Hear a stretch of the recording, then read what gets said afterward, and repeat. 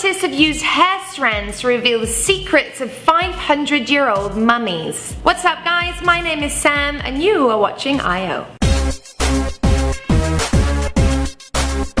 Now, if you remember a couple of months ago, we covered a story about a 13-year-old girl whose body was perfectly, almost perfectly preserved for over 500 years. And she was an Inca girl. She was found with 2 other children. She was the oldest of the 3. The children were found in 1999 on a mountain in Argentina. I'm not gonna say the name of the mountain because I can't say it. The girl in particular made headlines because the photographs were really quite astonishing. She just looked like a little girl curled up, even after 500 years. So scientists have obviously been doing a lot of research, a lot of work on the bodies, and it's in the press again because they have used hair samples from the children to discover not only how they died, but what happened in the lead up to their deaths. So on analysis of the children's hair strands, which apparently still hold some kind of chemical fingerprint of their diet prior to their deaths, which is just crazy. Anyway, so in their hair strands, they found high levels of alcohol and drugs. Now the drugs were cacao leaves, which were actually used to form cocaine,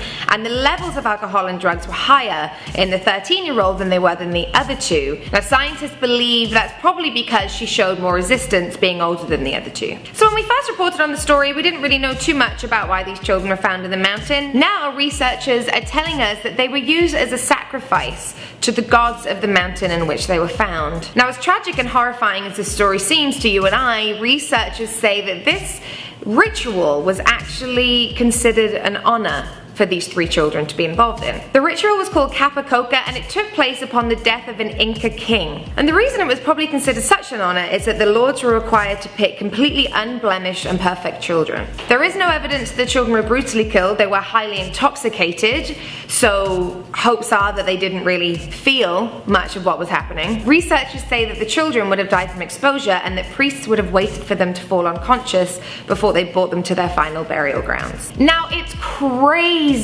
what science can do these days, the information that we can get and the stories that can be told. Albeit this is a sad one, it's still very, very fascinating. We continue to find out more and more about these civilizations that came before us. Goodness knows what they're going to know about us in the future. Now we have all kind of social media and online stuff. But what kind of civilizations interest you?